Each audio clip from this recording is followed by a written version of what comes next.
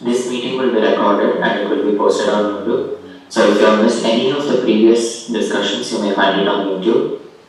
Also, if you have any questions, please feel free to unmute yourselves and ask. Please use the raise hand feature of Zoom in order to maintain the queue. If you are not speaking, please mute yourselves so as to minimize the disturbances. Thank you. Recording in progress.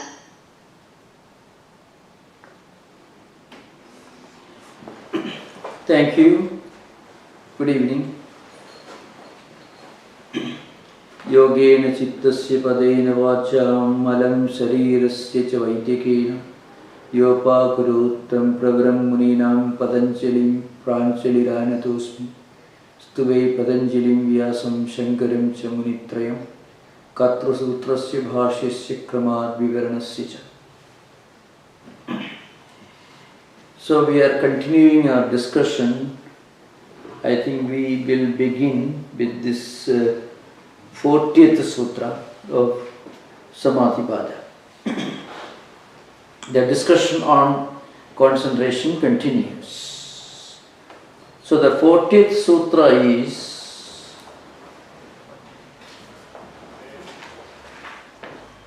Paramanu Paramamahatvantaha Asya Vashikara. This is the 40th Sutra. So again, is discussing, the Sutra discusses the effect or the benefits of higher concentration. Paramanu is one extreme, is the shortest and smallest, anything that you can conceive of. The shortest and smallest is Paramanu. And Paramamahatva means the highest, the greatest and largest that you can conceive of. So, a person practices this higher concentration, he will be able to focus on the smallest and also the greatest, which indirectly implies that he can concentrate on anything that he wants to concentrate upon. Now, there is a difference between this concentration and normally what we imply by the word concentration. You know, if you are interested in something, you can concentrate on that. See, for example, if you are interested in reading a particular book, or if you are interested in playing a game, watching a program, a particular kind of program, you are interested, which means your emotions and feelings and impulses automatically direct you towards that object on which you are interested. So that concentration is different from this concentration that we are discussing right now. The concentration that you practice due to your interest, your attachment, is a natural way of the flow of the senses and mind towards something where you are not entirely the master of concentration. See, a child or anyone who watches a movie because he is terribly interested in it, that person will not be able to detach himself from that activity at will. There is an element of slavery, there is a kind of enslavement, lack of freedom in that activity. It's kind of attachment, is a bondage. You try to get out of the work you are interested in, you feel disturbed. So that concentration is concentration minus self-mastery. You are not your own master. You are the master of your emotions, your interests. But here in this concentration, the word used is vashikara. So vashikara implies you are able to concentrate on something because you want to concentrate. And that concentration you can do on the smallest as well as the biggest. This self-mastery implies the ability and willingness and the freedom to detach yourself from what you concentrate on. You are the master of yourself. You are the master of your own impulses and feelings and interest, of course. So this freedom is one important element of yoga. That is something very important we should remember. Yoga is the road to freedom. Yoga is the road to self-mastery. We are our own masters. We are the masters of our own senses, our own mind, our own impulses. We are not enslaved, means we are not attached to. We are not enslaved by, we are not attached to different objects. So that's why the word Vashikara is used, which means it implies self-mastery. So, Paramanu, as I mentioned, Anu itself, it means small, very small. Parama means the extreme. I mean, the smallest that you can conceive of. And Mahatva means the big, the large. Parama Mahatva means the highest, the largest you can concentrate. In the commentaries, you find the Hiranyagarbha is, Hiranyagarbha you can see in the cosmic mind, that's Vedantic interpretation. I mean the all-pervading, the mind which is all-pervading, means it is the largest you can conceive of. So a yogi is able to direct his power of concentration into anything in which he wants to concentrate. So that's the sutra here. And this is the result of the stability and tranquility that you attain as a result of this concentration or ekagrita.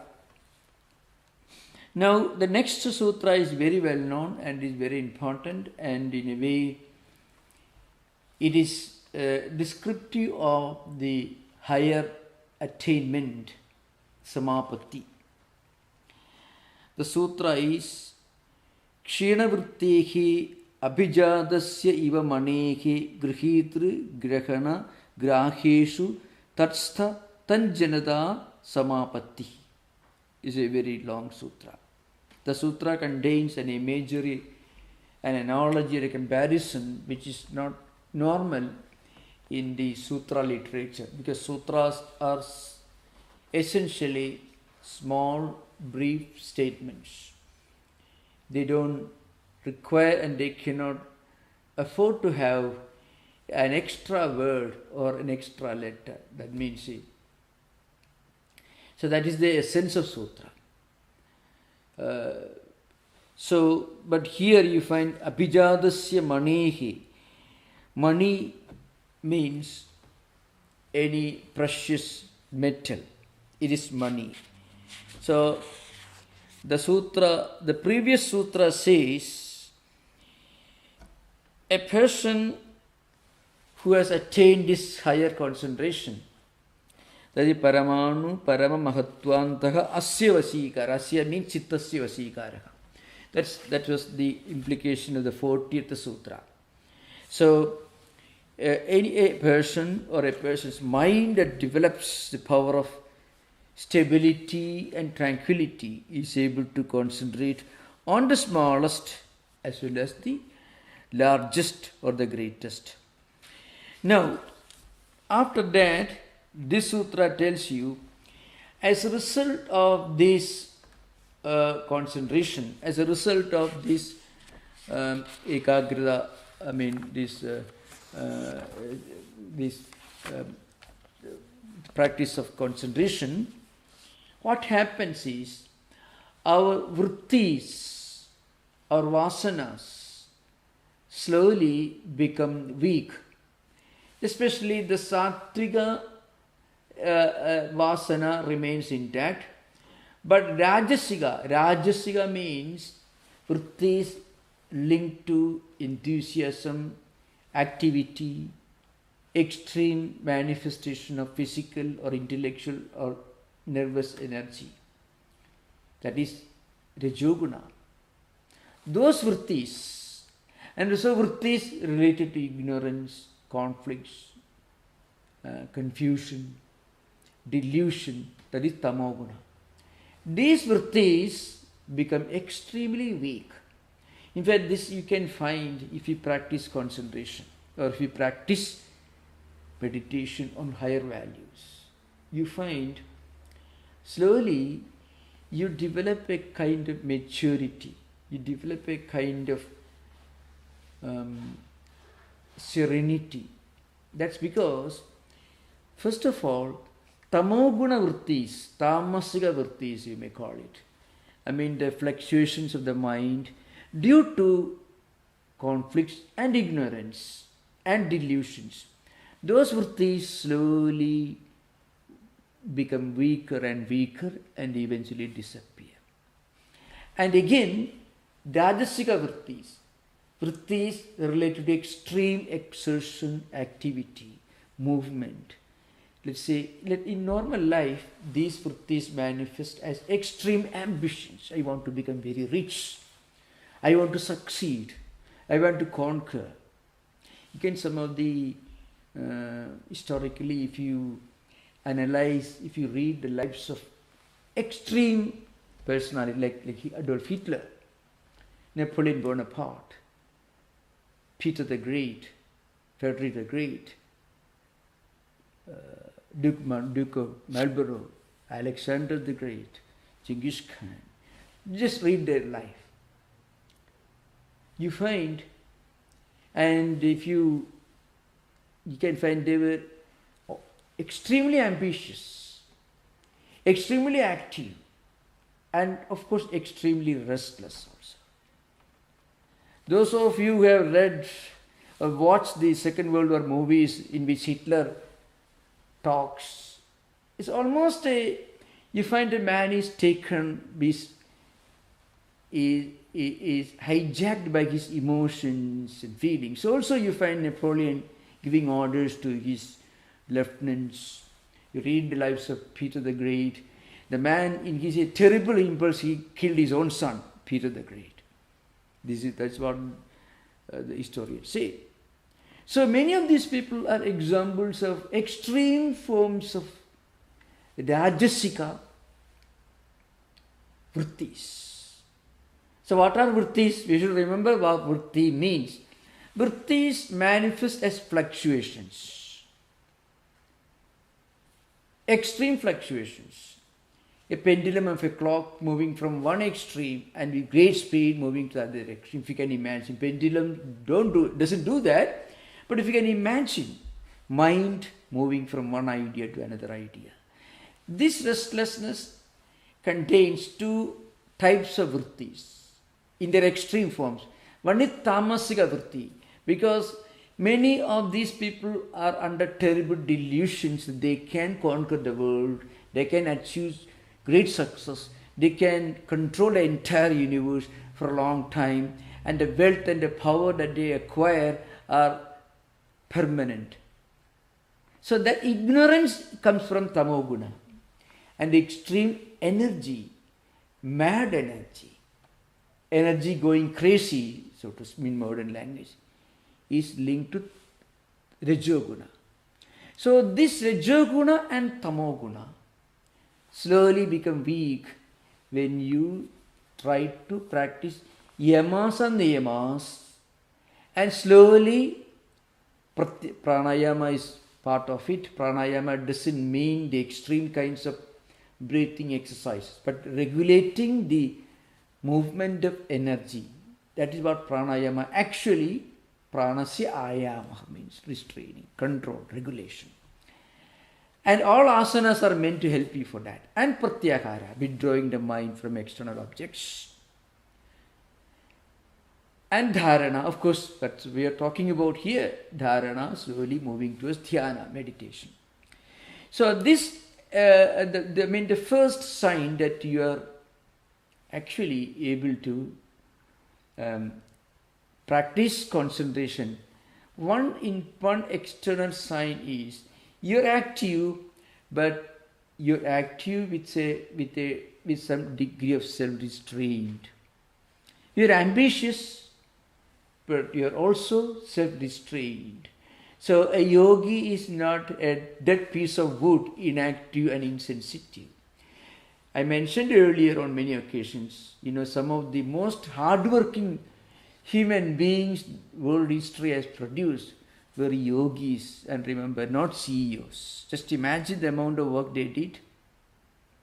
And the amount of work they did becomes more and more relevant as we pass from generation to generation. So that's why if Vashikara, the word Vashikara is used in that sense. I mean, control with self-mastery. Action with self-mastery. So when Rajoguna and Tamoguna slowly become weak and eventually when they disappear, you acquire self-mastery. There's a Kshina Vritteki. In fact, Vyasa's commentary says, Kshina Vritteki abhijadasya iva manehi grihitru grahana graheshu tatstha tanjanata samapatti. That is the sutra here. It means that is Kshina Vritteki. You should remember, it is a definition. Sorry, it is a definition of attainment, moving towards meditation and samadhi. But the word asya means his or its. The reference is to chitta. Kshina Vritteki chittasya abhijadasya manehi iva. Abhijata, the word abhijata means, well, I shall try to give the simple meaning, then we will go to the commentary. What it says is, abhijadasya maneva, abhijadasya manehe iva. This is the prosody. Mani means a crystal, call it diamond, a precious stone, which is abhijata, which clear, clean, absolutely no dust, no filth, completely, absolutely clean, transparent. That crystal, when it comes close to a red flower, let us say for example, then that crystal completely absorbs the redness of the red flower.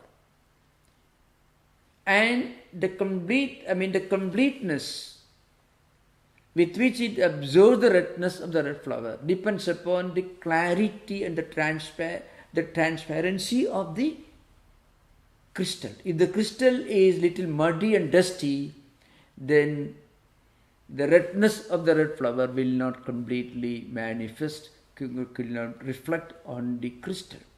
If the crystal is, as you got crystal clear, pure and clean, then redness in its wholeness, in its entirety, will reflect on the crystal.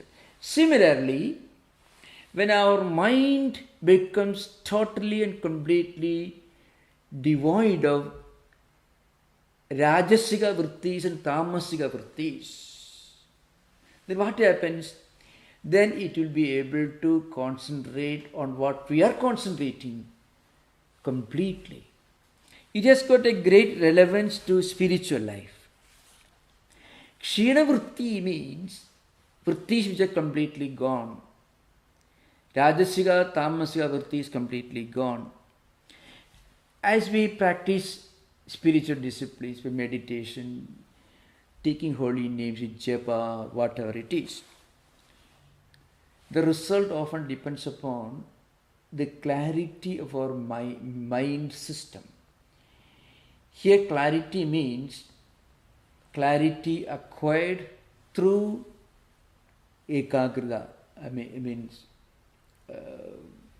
concentration or meditation. And when this happens, if you hear once, it will register in your mind. Why do we forget things? Take a simple example. In fact, we listen to many things, we read many things. You may have read terrible thrillers you may call it. You may have seen so many movies. And you also read Sermon on the Mount, you also read Saint Avesta, you also read Dhammapada, you also read Bhagavad Gita, Upanishad, everything. So everything you have read. So in the midst of a huge package, bundle of so many vrittis of different kinds, a little bit of Bhagavad Gita, a little bit of Sermon on the Mount also is there. So naturally, it doesn't make any difference. It's like a crystal which is muddy and dusty. There are some parts on the crystal which is clean. So that part will reflect the red flower. And you find that part of the crystal in red color. The rest of the crystal, muddy and dirty, it doesn't reflect the redness of the red flower. Similarly, when we listen to spiritual ideas, we forget. There's a memory system is directly linked to the clarity of the mind. That's why one unique characteristic of all the great spiritual personalities is that they have this unique memory system. Don't mistake me. I've seen some children they call prodigies. They can remember maybe hundreds of, maybe thousands of number plates of vehicles. Now that is not necessarily the result of yoga practice. There are people who may remember, spelling bees. You can remember spellings of many words. So they're all yogis? No. You ask them to meditate on something else and can they do it? Some higher ideas, they don't do it. So it's because they are interested in it, they are able to concentrate and they are able to remember. So again I should remember, there is a kind of concentration that comes out of interest or fascination, and there is another kind of concentration that comes out of self-mastery. A yogi is able to remember great philosophical ideas, spiritual ideas, whatever may be linked to spiritual life. That's because their mind has become so transparent, so that when they read something, what they read gets strongly registered in the mental system. That's an important thing to remember. That's an important kshina vritti, means the reflecting medium of the mind becoming kshina vritti, means that all the negative vrittis, rajasika, tamasika vrittis completely gone. It actually means becoming transparent. But sattvika vrittis remain intact, because without sattvic vrittis we cannot exist. That's an important thing. So the analogy is this, means abhijata mani. Abhijata means, it literally means well born, you may call it pedigree, that's literal meaning. Abhijata means born, high lineage. But here it means a crystal which is clear, which is of superior quality, diamond or whatever may be, higher quality crystal. It can completely reflect the color or the properties of whatever it comes into contact with, and then it doesn't disappear quickly. Similarly, so there are three words used here, grihitru, grahana, grahya. Grihita actually means ego system. It means grihita, means knower, subject, knower. And grahana means actually, it means mind and five senses, the instruments of perception and cognition. Grahya means the objective, whatever the objective world. So, grahya means external things, gross objects, world of objects. Grahana means the senses, the five senses of perception, the eyes, ears, sense of touch, sense of smell, sense of taste, etc. and mind, of course. And grihita means the knower. Now, when a person practices this kind of higher concentration, then what happens is he is able to attain this concentration with clarity, with regard to himself and with regard to his perception and with regard to what he perceives. This is the simple meaning of the sutra. The sutra is very important, so we may have to discuss it in some details. It is important because it is related to our everyday life and also it is related to spiritual life. So many of the commentators coming from the devotional tradition, they try to explain this sutra and its importance in devotional life. For example, say there is a Navadha Bhakti. Actually, it comes from a devotional classic like Bhagavata Purana, where Prahlada, the son of a demon, Hiranyakashipu, he teaches his friends, and his friends are all children of demons, not necessarily devotees. And he says, Sravanam, Kirtanam, Vishnu, Smaranam, Padasevanam, Archanam, Vandanam, Dasyam, Sakhyam, Atma Nivedanam. 9 types of devotional disciplines are expounded here. You listen to higher ideas, spiritual ideas.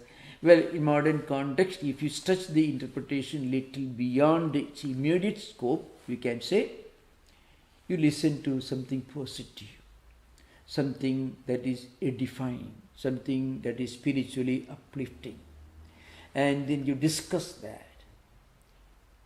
And then you try to bring back that memory, smaranam.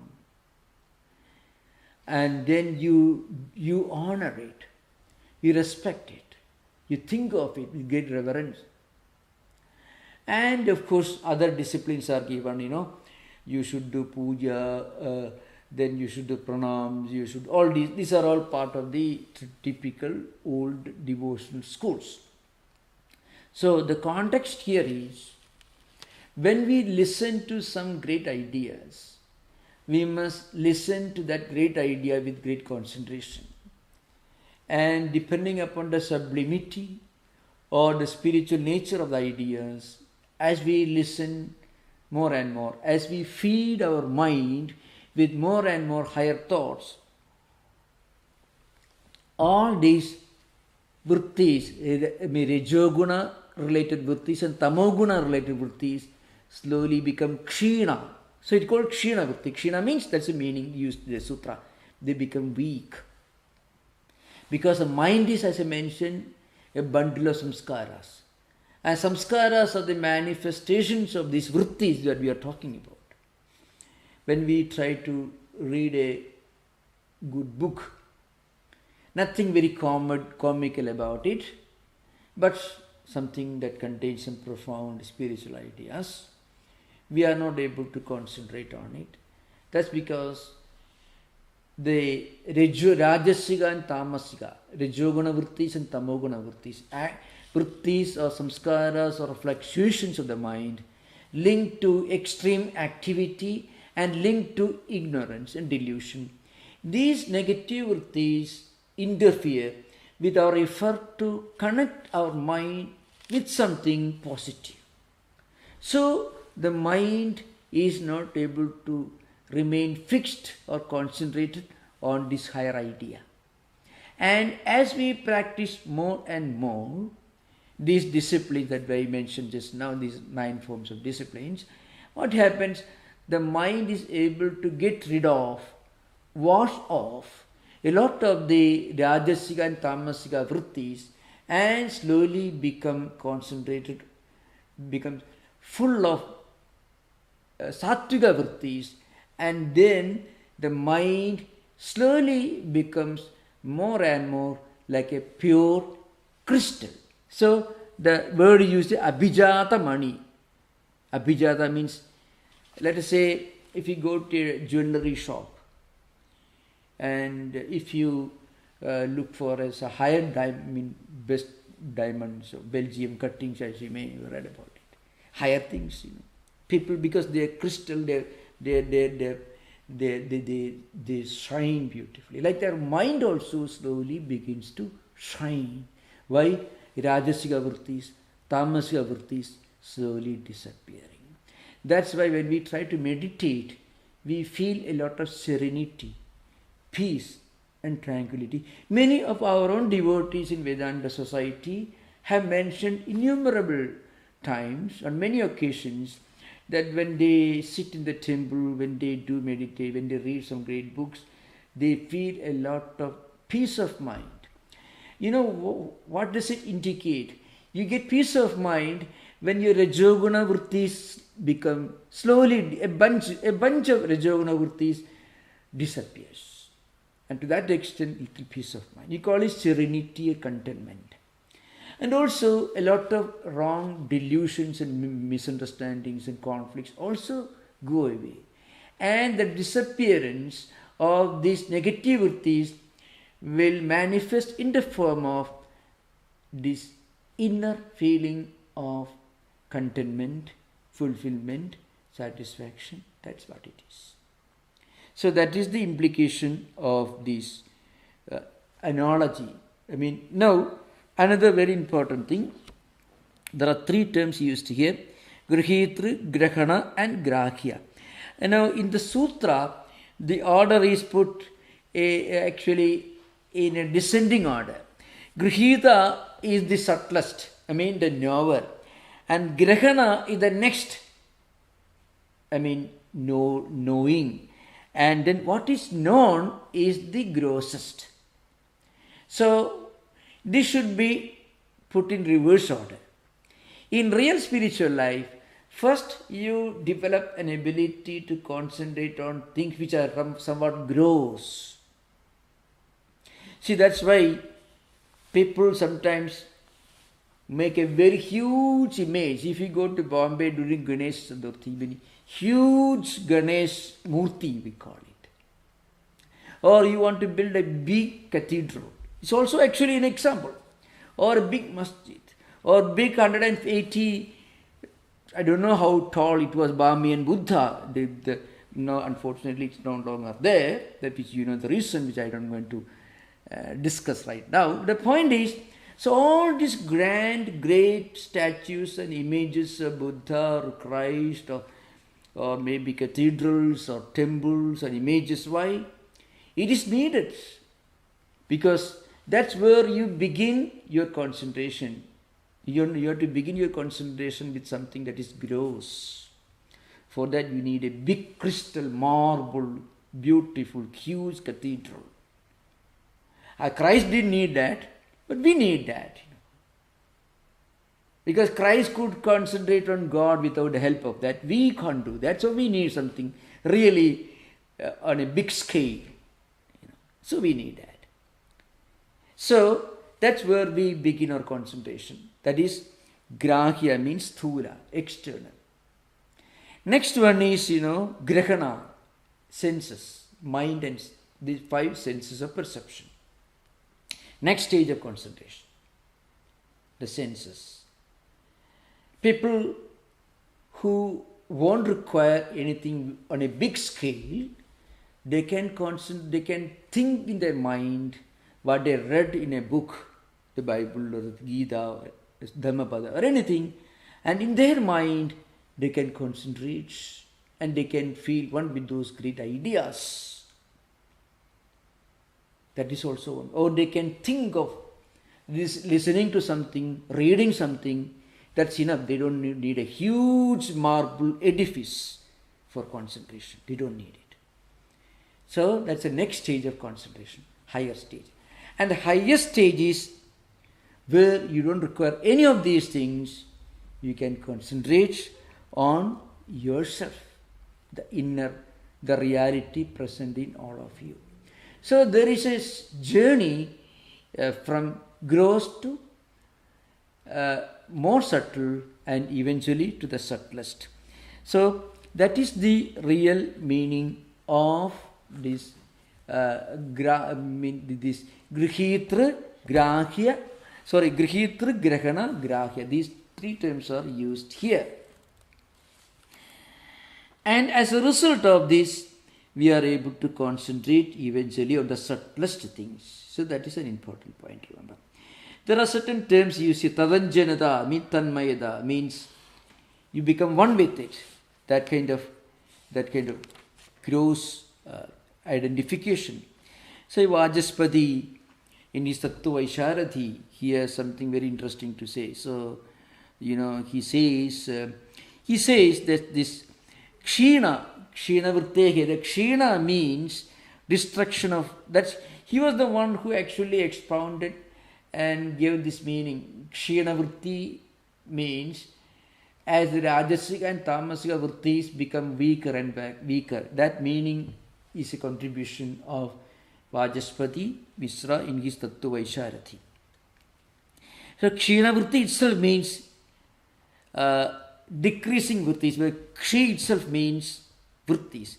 So Kshina Vrittayo yasya saha Kshina Vrittihi tadhavidasya chittasya Kshina Vrittehi. So a person whose Rajasiga and Tamasiga vrittis and impulses and feelings linked to extreme ambition, extreme activity, and extreme self-delusion. When those vrittis have completely disappeared, that person can be called Kshina Vritti. Means for such a person, this concentration becomes attainable. He attains concentration because a person, the mind of a Kshina Vritti, the mind of a person whose vrittis have become pure, sattviga, because Rajasiga and Tamasiga vrittis have gone, such a person his mind becomes like a pure crystal, which completely reflects whatever he wants to concentrate upon. So this is the implication here. Then there are certain terms used here, that is Tatsthaha Tajjanata Samapatti Bhavati. Bhavati should be added as a Vakisheshna. Tatstha here means stillness. That's a reference to previous sutras, that the earlier sutras where a person becomes established in tranquility, stability. That's the implication here, Tatstha means. And then that is Sthiti Nibandhini, you can find in the 35th Sutra. If you refer to that, you can Sthiti Nibandhini is used here, and also is used in the Sutra and also in the Vyasa's commentaries. Tajjanata actually means quality of being tinted or colored. What do you mean here? When a mind which is pure, like a clean, transparent, high quality diamond or crystal, when it tries to concentrate on something, that mind gets completely colored by whatever it is trying to concentrate upon. So, in other words, the first step in spiritual life is to reduce the quantity of Rajoguna and Tamoguna. And how do we do that? We should again refer to the first sutra of Sadhanapada, Kriya Yoga. Tapaswadhyaya Ishara Pranidhananani Kriya Yoga. And we should also remember the first and second steps in the Ashtanga Yoga, Yamas and Niyamas. So if you remember these three important elements, we will know how to make our mind crystal clear, clean like a clear crystal. First is Tapa Swadhyaya Isha Pranidhana. In fact, commentators like Vijnana Bhikshu and others, Vajaspati and others, they have tried to include the three yogas, Karma Yoga especially, Karma Yoga and Bhakti Yoga especially, and Jnana Yoga also, some aspects of it in this Kriya Yoga. First, we must try to do something good, something positive, or we must try to feed our mind with something positive and constructive. Any such positive activity will produce a positive vritti. We cannot do anything noble, anything unselfish, anything with a high sublime purpose in our mind without producing some noble result. in our mind. So when we feel contentment and satisfaction, inner fulfillment, when we do something, that means a good positive vritti is immediately generated. And this can be done through the practice of devotional disciplines, karma yoga, or practicing discerning wisdom, yamas and niyamas.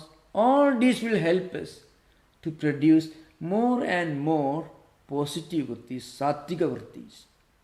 And as sattvika vrittis increase, rajasiga and tamasika vrittis will decrease. That's an important thing. Vrittis disappearing means what? More sattvic vrittis becoming, entering our mind. So the total percentage of sattvika vrittis will increase, and sattvika vrittis will start dominating our mind system. And when that happens, when we try to meditate, there will be less conflicts. When we try to read a good book, we can get absorbed in that. Otherwise, if rajasiga vrittis and tamasika vrittis are dominating, you try to read Sermon on the Mount, you feel a great desire to put the book down and read some comics or something even much worse. Because the mind will not cooperate with you when you try to read something that is profound, spiritually elevating. For that you need a good friend, and the good friend is sattvic qualities. When the mind is full of sattvic qualities, then when you try to watch a good movie, something which is spiritual message, when you try to do some good work, good job, engage in good activity, try to meditate, whenever you try to do, your mind will be your friend, your mind will congratulate you, your mind will shake hands with you. On the other hand, when you don't have enough sattvic vrittis, then the moment you start reading some good book, immediately there is a temptation to go something else and read some newspapers. I'm not hostile to newspapers, but I would always prefer the Sermon on the Mount would be a much better alternative than San Francisco Chronicle or any newspaper for that matter. So for a spiritual life is concerned. In other matters, you need all of that.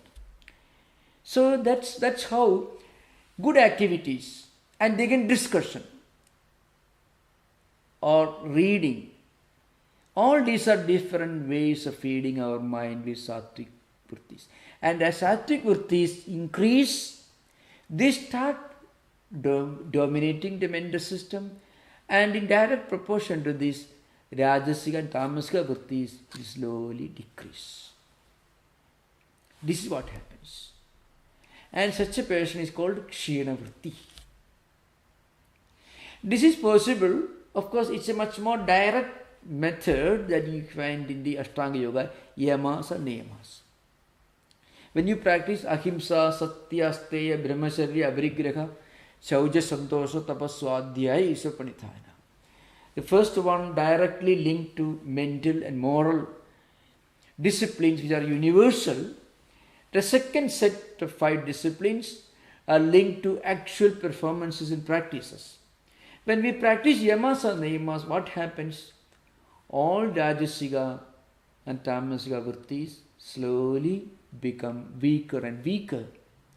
Their ability to interfere with our mind when we try to do something noble, that decreases, because sattvic qualities will start emerging, and sattvic qualities will help us to move forward in our spiritual disciplines. This is an important thing that is implied here.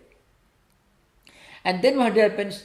The mind becomes more and more abhijada, means high quality crystal.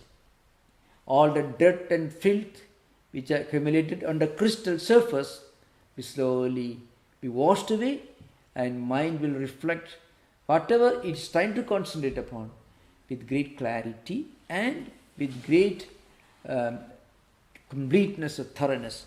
So that is the implication of this particular sutra. Now we will come to the next sutra.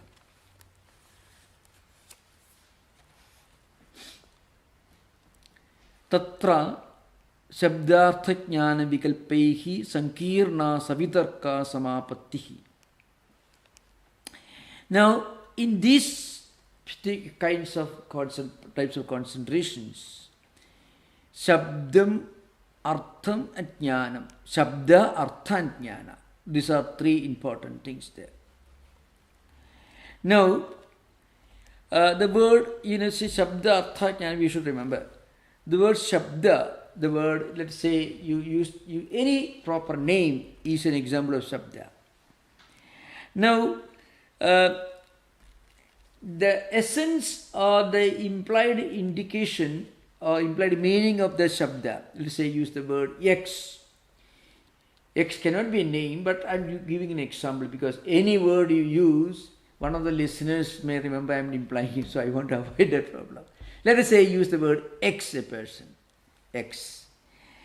X, that word is there, but the object indicated by the word X, he may be sitting in his office.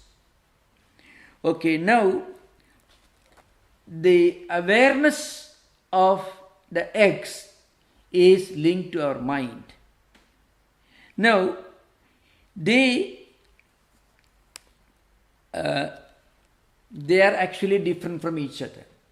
The word X and the person whose name is X and our knowledge or what we are talking about, that particular individual X. These three things. That awareness is linked to our mind or cognitive faculty. The object or the person indicated by the word, he may be an individual sitting in his office or in her office. And of course, the name X, it is just a manifestation of the vocal system. Now, when we attain the samapatti, what happens is these become one, merged. We will discuss this in the next class. So at that time we can discuss this. It opens an entirely a different train of thought. So we will discuss that. Now we can have interaction based on what we discussed today. Most welcome.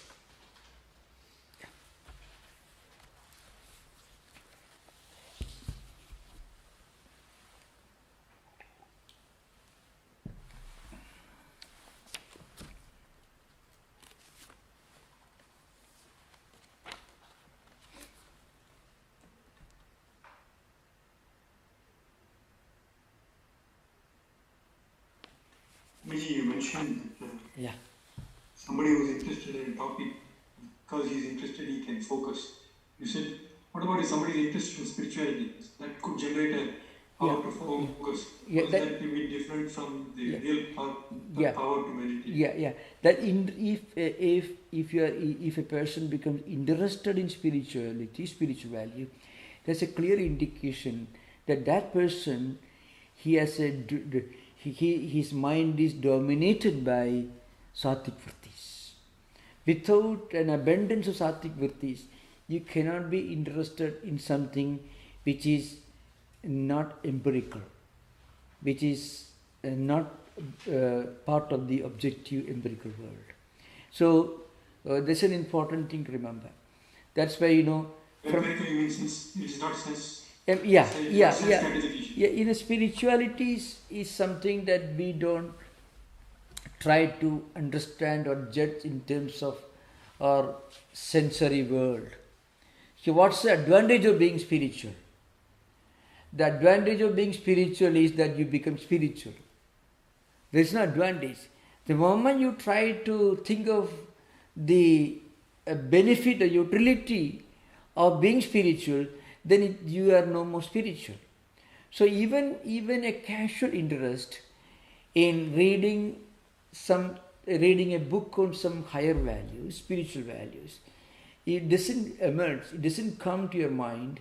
You can't have that thought even unless you have some sattvic qualities in the mind. This is an important thing, because a mind is completely dominated by Rajasic and Tamasic vrittis, cannot think of anything beyond the world of the senses. That's an important point, remember.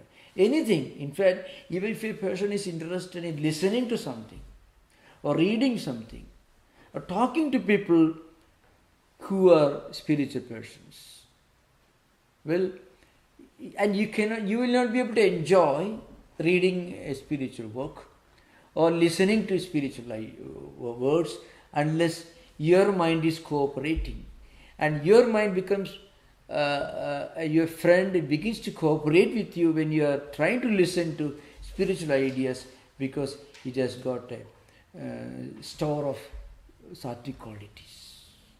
If you are full of rajasic quality, immediately you get up. I give an example. In the Gospel of Sri Ramakrishna, I gave this example earlier, Sri Ramakrishna was living in a small room in the temple, and people from different walks of life, different temperaments used to visit him. Students, conventional believers and temple goers, and Christian missionaries used to come. They have respect for him, and sometimes agnostics came to see him, atheists came to see him, all types of people came to see him. And some of them will remain engrossed, immersed with listening to Sri Ramakrishna with great concentration. When he talks about God, when he talks about devotion, when he talks about knowledge of Brahman, youngsters used to come and listen to him. They forget the time, they forget everything else. But sometimes some youngsters used to come together, not necessarily youngsters, maybe grown-up people, and some of their friends may not be interested in listening to him. So some of them will be listening, some others may be less interested in listening, so they will try to scratch the back, let's go back, let us go. So Sri Ramakrishna will understand, no, these gentlemen may not be interested. Then he will give them an opportunity to save their face. Oh, you fine. Have you seen the garden here? Why don't you go and have a look at the garden? Wonderful flowers, flower plants, trees, and beautiful building, and river Ganga flowing right in front of you. Why don't you have a look at those flowers? Sri Ramakrishna would not say, if you are not interested, you leave your room. He won't say that. But he wanted to give them an opportunity. He was very positive, he was very humble, he was very polite, because he knew that one day they will also start coming to listen to him. If not now, maybe after some time. So right now they are not interested, they are not ready, because the sattvic qualities are not enough in their mind. There are a lot of rajoguna and tamoguna. So that's why they cannot feel at home while listening to Sri Ramakrishna's instructions. But devotees full of sattva-guna, they will remain seated there, listening with full concentration. Now Yam, the chronicler of Gospel of Sri Ramakrishna, he accidentally came there and he never left the place. He came there and he stayed for a short time. Again he felt an irresistible compulsion to come back again, and he started coming regularly. And once he came, he forgot his time, everything. He sat there listening to Sri Ramakrishna, and he became the recorder, the chronicler of Sri Ramakrishna's instructions. Other youngsters will feel a bit disturbed listening to spiritual ideas.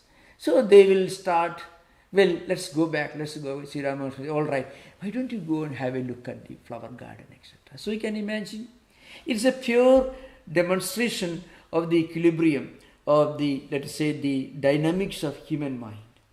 When you have more and more sattvic qualities, then you will have more and more of an aptitude, a natural spontaneous interest to connect your mind with spiritual ideas. What you have in your mind will seek it outside also. If you are a poet, you will be looking for some great books on poet. If you are a musician, you will be, perhaps, if you go to a library, you may look for some books on music. If you are an architect, because that's your samskar, that's your mental system. So you will be looking for some books on architecture. So whatever we have in our mind, that we will seek outside. That's what happens. Unless you have some spiritual, some sattvic qualities, you won't be able to concentrate on spiritual topics for a long time. That's an indication. Yeah. Okay, thank you.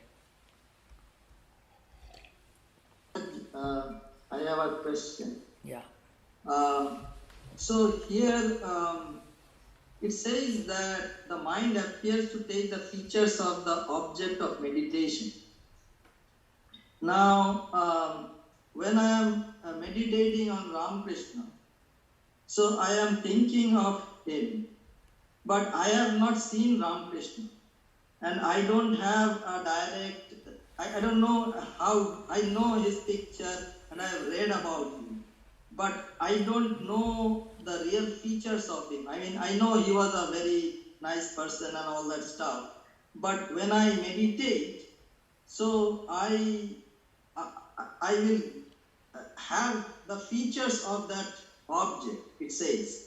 What does that mean in case of when you are meditating on a spiritual person? Yeah. You don't have to see the person in front of you to develop corresponding or related samskaras in your mind. See, if you sit here and start thinking of new, let's say, Greenland, you read about the book Greenland, so, and then one day tomorrow you go to library and you find a number of books scattered on the table. There are many books, but there is one book dealing with Greenland. You immediately go and take that book and read. Why? You are not been to Greenland. You may have heard about it. You may have read about it. So all these will create samskaras in your mind related to a place that you're thinking about. And tomorrow when you go to library, or maybe you find a person who just returned from there, you may ask him about the place. So how does it happen? Because when you think, when you concentrate, when you read, you are actually accumulating related samskaras in your mind. The samskaras will not ask you permission to come to your mind. It comes automatically. When you read about something, when you listen to something related to that. So this is an important thing to remember. Samskaras, there are three types of samskaras. Some of them are related to a present embodiment. Some of them are, of course, yet to come. We are generating every day new samskaras. And some of the samskaras already a huge stock of it. So when you read something, you are actually generating a new set of samskaras. Samskaras mean impressions and feelings. And later, when you see something, when you read something, your mind will automatically goes towards that. So there is an invisible connection between what you have in your mind and what you seek and search for outside. You will not search for anything outside unless you have a little bit of that in your mind in the form of samskaras or impressions. That is fully corroborated by Buddhist psychologists. Buddhist Vijnanavada, called Yogacara system. They have developed a wonderful, huge and well-developed system of psychology. So they believe, our mind goes out in search of what it has already acquired and accumulated in the system. Otherwise, you won't go out of it. That's the thing. Thank you, Swami. Yeah.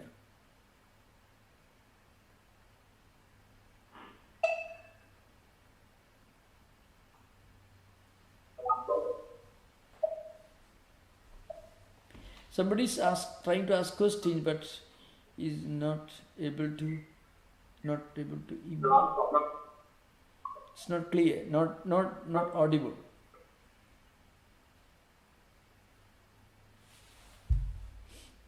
Speaking from India. Yeah, but it's not audible.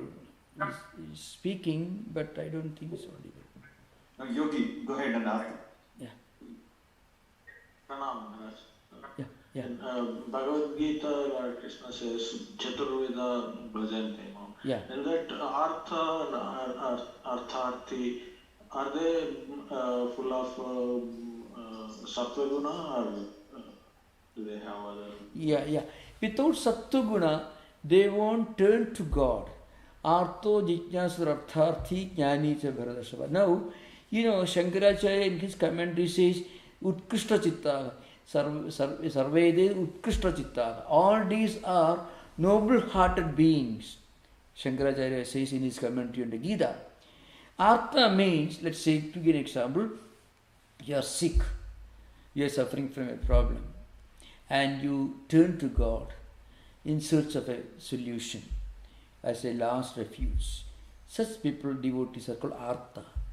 Artharthi means those who want wealth or something empirical, looking for something. Artha means what you Artha means what you are actually seeking outside. It may be wealth, it may be health, it may be affluence, whatever it is. So, two types of people are mentioned in your question.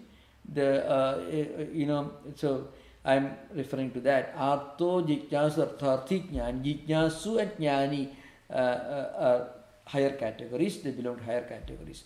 So Artha means those who are afflicted with some problem, disease or whatever it is, and turning to God in search of a solution. Artharthi means they have some problem. They want, and they are suffering from the absence of what they are seeking.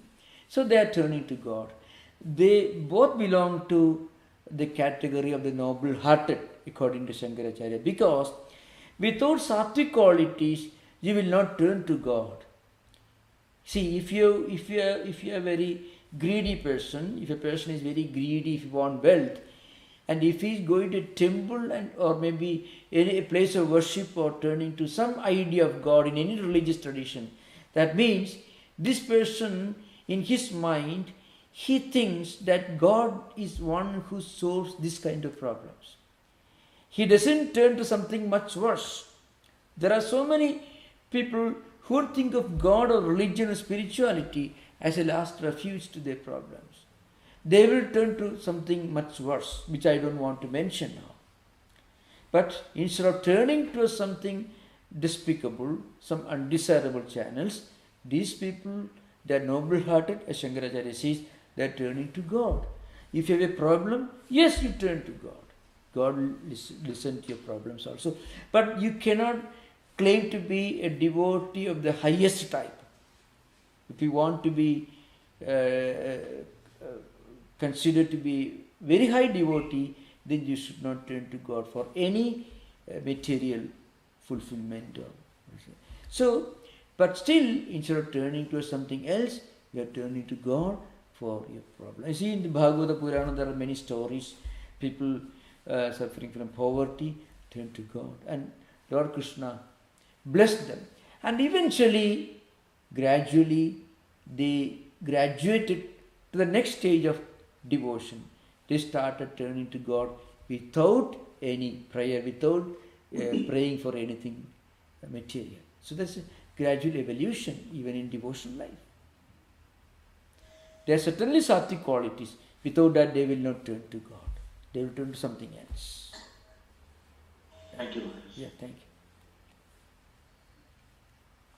you. Pranam Swami. Yeah, namaskar. Kumar from Yeah.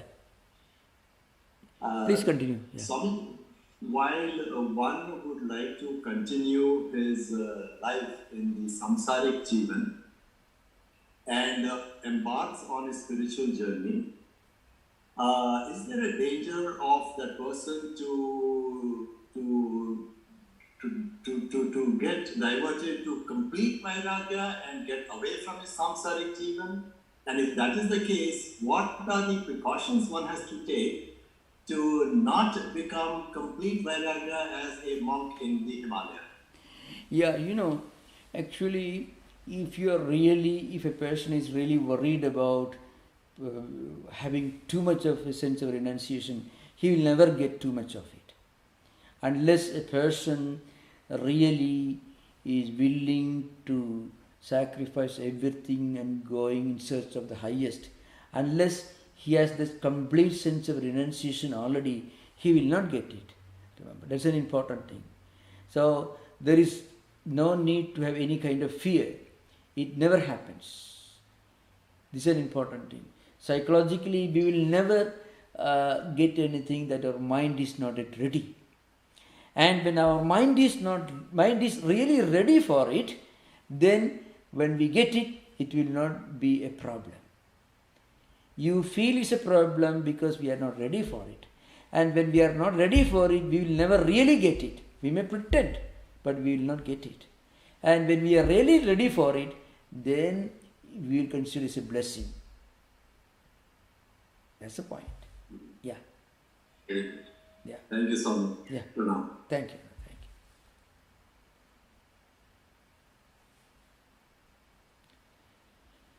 Which there are two verses we hear of. Yad dhyayati tad bhavati. Yeah. Yad bhavayati tad bhavati. Yeah.